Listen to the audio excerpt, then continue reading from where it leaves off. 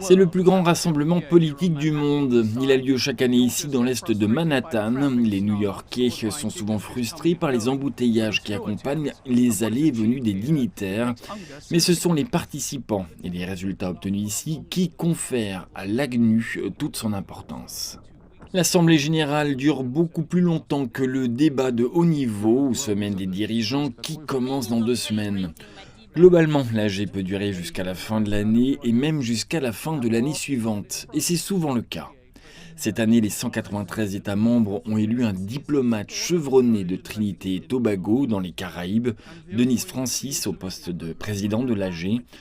Le slogan de Francis pour l'AG de cette année est « Rétablir la confiance et raviver la solidarité mondiale ».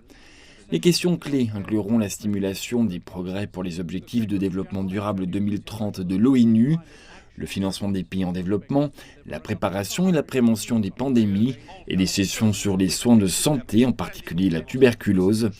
Le secrétaire général convoquera un sommet sur l'action climatique et on s'attend à ce qu'il prononce une autre tirade enflammée sur le changement climatique le premier jour du grand débat. C'est son sujet de prédilection. Le Conseil de sécurité, l'organe mondial légalement responsable de la paix et de la stabilité, se réunira à plusieurs reprises au cours de l'AG, comme il le fait toujours, surtout pendant la semaine des dirigeants, au cours de laquelle les grands noms sont présents.